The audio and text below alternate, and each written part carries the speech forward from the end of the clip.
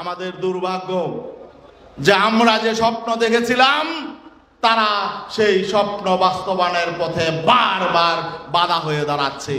কিন্তু আমরা পরিষ্কার বলতে চাই, যেই চেতনার উপর ভিত্তি করে জুলাই বিপ্লব হয়েছে সেই চেতনাকে আমরা গলা টিপে হত্যা করতে দেব না।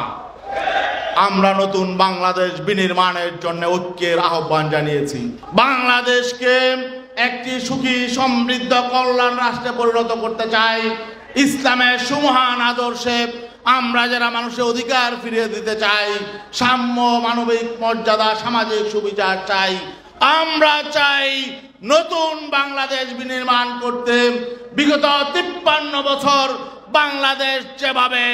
বাংলাদেশে যেভাবে ধ্বংসের রাজনীতি হয়েছে, প্রতিহিংসার রাজনীতি হয়েছে, জিজ্ঞাসার রাজনীতি হয়েছে, লুটপাটের রাজনীতি হয়েছে, কর্তৃত্ববাদী শাসন চলেছে, ফ্যাসিবাদী শাসন চলেছে, আমরা চাই এ থেকে বেরিয়ে এসে আগামীতে নতুন ভাবে বাংলাদেশ বিনির্মাণ করব।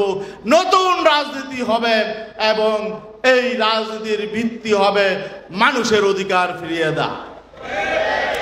আমরা দেখতে পাচ্ছি আরেকটা শক্তি যারা ঘুরে ফিরে বিভিন্ন সময় ক্ষমতায় ছিল বিগত 53 বছর এই রাষ্ট্র ধ্বংসের পেছনে, রাষ্ট্রের সাংবিধানিক প্রতিষ্ঠানগুলো ধ্বংসের পেছনে এবং শ্রমজীবী মেহনতি মানুষের অধিকার কেড়ে নেওয়ার পেছনে শুধু আওয়ামী লীগই দায়ী ছিল না, বরং যারাই রাষ্ট্র ক্ষমতায় ছিল প্রত্যেকেই দায়ী ছিল।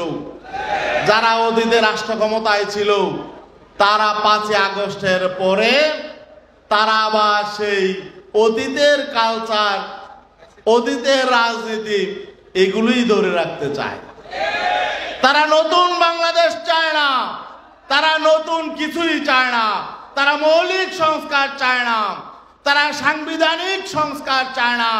তারা যেই সংবিধান বিগত দিনে আমাদেরকে শোষণ করেছে, স্বৈরাচারের জন্ম দিয়েছে, সেই 72-এর সংবিধান আঁকড়ে ধরে রাখতে চায়। ঠিক না ভাই?